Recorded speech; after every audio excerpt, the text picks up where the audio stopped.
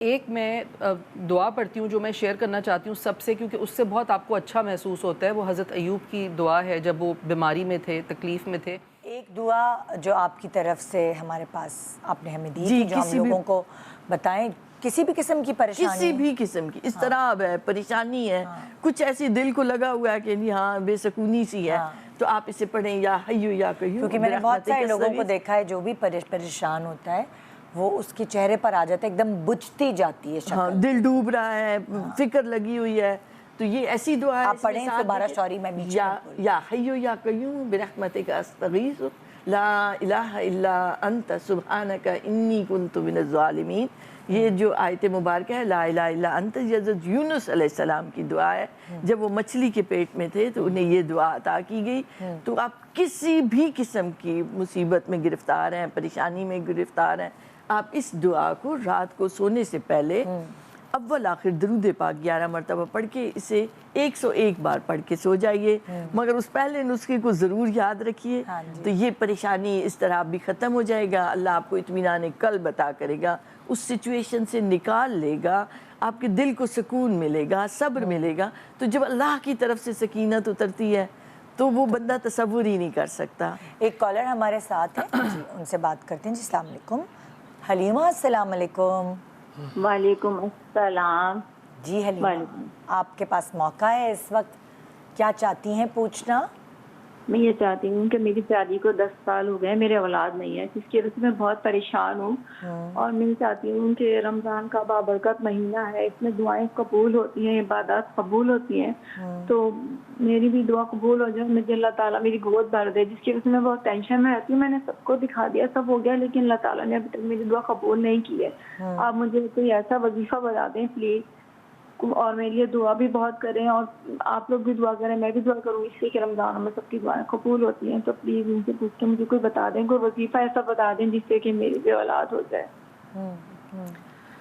میں تھوڑی سی بات کرنا چاہ رہی ہوں حلیمہ. میں بھی جس طرح رہتی ہوں اس کی وجہ سے. حلیمہ فضیلہ آپ سے کچھ کہنا چاہتی ہیں. حلیمہ سنیے گا.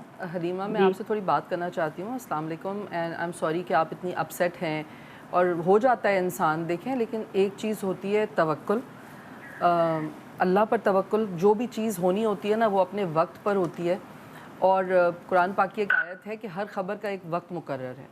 تو ایک تو نا ہم کوشش کر سکتے ہیں، آپ نے ڈاکٹرز کو بھی دکھایا، آپ نے مطلب سب کو دیکھ لیا، 10 سال ہو گئے، علاج بھی ہو گیا، لیکن ہو سکتا ہے کہ کچھ وقت ہو یا اللہ کی طرف سے ابھی کچھ اس میں ٹائم ہو. تو ایک تو اپنے ذہن سے نا یہ چیز آپ نکال دیں کہ پریشانی یا ٹینشن. اور ایک میں دعا پڑھتی ہوں جو میں شیئر کرنا چاہتی ہوں سب سے، کیونکہ اس سے بہت آپ کو اچھا محسوس ہوتا ہے. وہ حضرت ایوب کی دعا ہے جب وہ بیماری میں تھے، تکلیف میں تھے. تو وہ میں اکثر مطلب میں نے وہ آپ کی والی باتیں بس جب دل چاہتا ہے پڑھتی رہتا ہوں. ربہ انی مسنی الضر وانت ارحم الراحمین، کہ اے میرے مالک میں ایک تکلیف میں مبتلا ہوں اور تو مجھے سے نجات دے، اور تو سب رحم کرنے والوں سے بڑھ کر رحم کرنے والا ہے. تو یہ ایک چھوٹی سی دعا ہے، حضرت ایوب کی دعا ہے، آپ یہ بھی پڑھیں. لیکن ساتھ ساتھ نا بس آپ اس بات پر اپنا ایمان پکا کر لیں کہ دیکھیں جو چیز آپ کے لیے ہے وہ آپ کو ملے گی، اور جو نہیں ہے اس کے لیے اللہ تعالیٰ سے زبردستی نہیں کرنا چاہیے. کیونکہ پتہ نہیں زبردستی میں کبھی کوئی ایسا فیصلہ یا کوئی ایسی چیز ہو جائے جو پھر وہ بھی آپ کے لیے پریشانی کا باعث بنے. اور اگین قرآن پاک کی ہی آیت ہے کہ اللہ تعالیٰ جس کو چاہتا ہے بیٹے دیتا ہے، جس کو چاہتا ہے بیٹیاں دیتا ہے، جس کو چاہتا ہے بیٹے بیٹیاں ملا جلا کر دیتا ہے، اور جس کو چاہتا ہے بے اولاد رکھتا ہے. تو اب وہ ایک اللہ کا سسٹم ہے، اس میں ہم زبردستی نہیں کر سکتے. لیکن ہاں ہم اپنے آپ کو سکون دینے کے لیے اور اللہ سے بات کر سکتے ہیں، اور پھر اپنے اللہ کے کلام کے تھرو جو آپ بات کرتے ہیں اس سے تو آپ کو اور ہی اچھا محسوس ہوتا ہے. اور امید نہ چھوڑیے گا، کیونکہ کبھی کبھار ہم نے یہ بھی خبریں سنی ہیں کہ شادی کے 20 سال بعد گھر میں اولاد ہوئی، یا شادی کے 18 19 مطلب اتنے سالوں کے بعد بھی ہم نے خوشخبریاں سنی ہیں. تو امید نہیں چھوڑیے گا، اس سے مانگنے کی مانگتی رہیں جب تک وہ وقت اس نے آپ کے لیے مقرر کیا ہے جب وہ خوشیاں دے گا. ہو سکتا ہے وہ خوشی آپ کو کسی اور صورت میں دے ایسے ہی، اور کیا پتہ اللہ نے آپ کے لیے کوئی اور کام آپ سے لینا ہو، کوئی بڑا کام لینا ہو، اس کا کوئی وقت ہو. لیکن اب یہ دیکھیں نا کہ دعا ہتھیار کے طور پر دی گئی ہے. ایک ہے اسباب کی دنیا، ایک ہے ماوراء الاسباب، ایک ہے کن فیکون.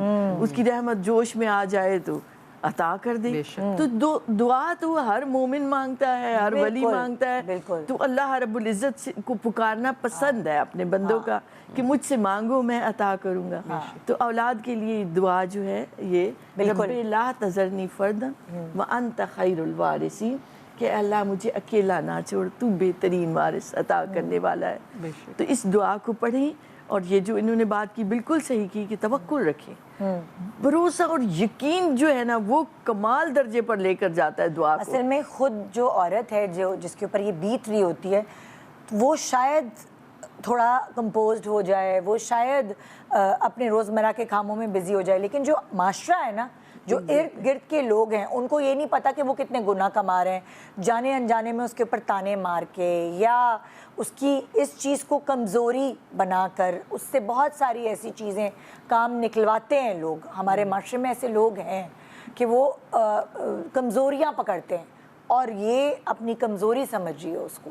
تو اگین وہ یہی والی جو میں کہہ رہی ہوں, حضرت ایوب کی جو دعا ہے میں تو ہر حالت میں پڑھتی ہوں, چاہے بیماری, چاہے پریشانی, چاہے کوئی آپ کو تکلیف دے رہا ہے. ہوتا ہے نا کبھی آپ کو انزائٹی ہو جاتی ہے, آپ کی والی بات صحیح ہے کہ آپ کے گھر میں, آپ کے محلے میں لوگ بار بار آپ سے سوال کرتے ہیں, تو آپ ایک تو لوگوں کو تو خیر ہم تمیز سکھا کے تھک گئے ہیں کہ یہ بھی ایک طریقہ ہے کہ آپ کسی کو تکلیف نہ دیں, یہ بھی گناہ ہے کہ آپ کسی کو تکلیف دیں, لیکن اس کا حل یہی ہے کہ بس آپ یہی والی تمام دعائیں جو ہیں جب یہ آپ پڑھتے ہیں نا تو اللہ تعالیٰ آپ کو اسٹرانگ کرتا جاتا ہے. جیسے اگر مجھے کبھی کوئی ہوتی ہے بیماری بھی ہو, کہیں میں ڈاکٹر کے پاس جاتی ہوں نا, تو میں کانسٹنٹ یہی دعا پڑھتی رہتی ہوں, حضرت ایوب کی دعا, کہ بے شک اللہ ہر شے پر قادر ہے نا.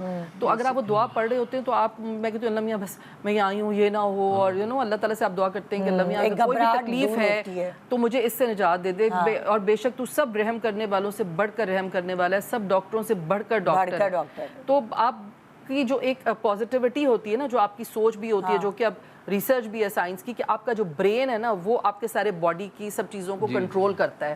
تو جب آپ ادھر سے پازیٹیو ہو جاتے ہیں اور ادھر سے آپ اچھا سوچنا شروع کرتے ہیں تو آپ کی باڈی بھی ویسے ہی ریئیکٹ کرتی ہے. میں تو کہتی ہوں اس رمضان اللہ میاں لوگوں میں ایمپتھی ڈالے دوسروں کے لیے.